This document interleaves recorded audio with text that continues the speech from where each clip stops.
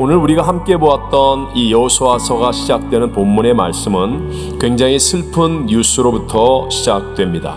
1절의 앞부분을 보니까 여호와의 종 모세가 죽은 후에라고 말씀합니다. 그런데 사실 이제부터는 더 힘들고 어려운 가나안의 대적들과 전쟁하는 일이 앞에 놓여 있습니다. 바로 그런 상황에서 모세가 죽었다는 것입니다. 하지만 여호수아와 이스라엘 백성들은 이런 절망적인 상황을 이기고 결과론적으로는 승리의 길로 나아갔다는 것이죠. 어떻게 그들은 이런 절망의 상황을 이기고 승리의 길로 나아갈 수 있었습니까?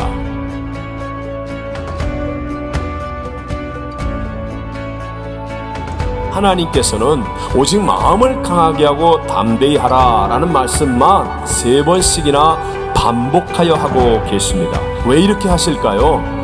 천지를 창조하시고 그 만물을 다스리신 하나님께는요, 상황을 바꾸는 것은 아무것도 아니라는 거예요. 하지만 그 하나님이 역사하시려면 믿음의 사람이 있어야 되는데, 사람이 믿음을 가지려면 무엇보다도 마음을 바르게 지켜야만 하기 때문에 그런 것입니다. 여러분, 우리는 왜 요즘 이렇게 두려워하고 또 염려하고 근심하는 것입니까?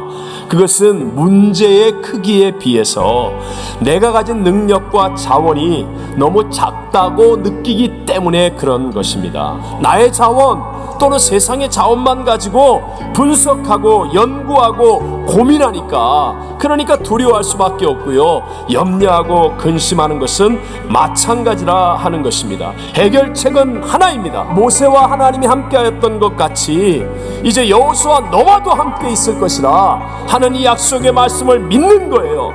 그러면 내 삶의 자원이, 나의 능력이 하나님의 것처럼 커져서 우리는 앞에 어떤 대적을 만나고 어떤 문제를 만나도 두려워하지 아니하고 염려 근심하지 않고 오히려 승리를 기대하면서 전진하는 사람이 될 줄로 믿습니다. 하나님을 내 마음의 최고의 가치로 두면 하나님께 집중하게 되고, 그러면 하나님께서 역사하여 주셔서 놀라운 승리를 우리 모두가 누릴 수 있게 된다는 것이죠.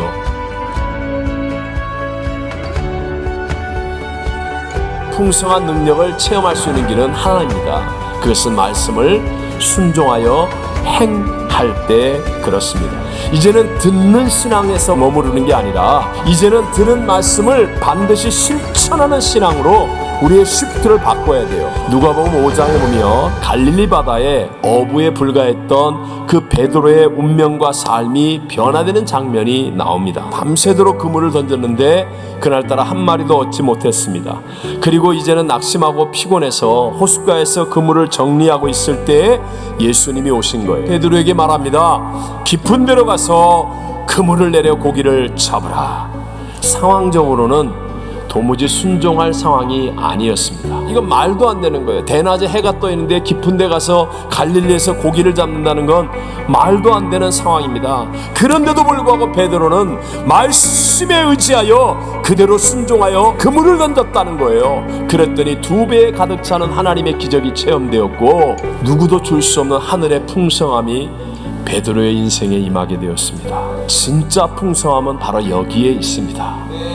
고난의 때에, 할 수 없는 상황에서, 남들이 다 못한다고 할 때, 그때 하나님의 약속의 말씀을 부여잡고 내가 행함으로 실천할 수 있는 사람이 되었으면, 여기에서 세상이 주지 못하는 오직 하나님만이 주시는 참된 기쁨과 비전, 감격, 은혜, 눈물, 정말 생동감이 넘치는 생명의 열매들을 풍성히 누리는 복을 얻게 될 줄로 믿습니다. 하나님을 최고의 가치로 둠으로 우리의 마음을 지키면 말씀이 들려지고 말씀이 심기어집니다. 그리고 그 말씀을 나를 부인하는 믿음을 가지고 내 육체의 본능을 거스르고 세상의 조롱과 핍박을 이겨내면서 순종하여 행하는 사람이 되어지면 반드시 문제보다 크시고 질병보다 크신 하늘의 풍성함이 저와 여러분에게 누려지는 진짜 축복의 자리, 형통의 자리까지 가게 된다는 것입니다. 우리 모두 이런 믿음을 체험하는 축복의 사람들이 되시기를 주님 이름으로 축원합니다.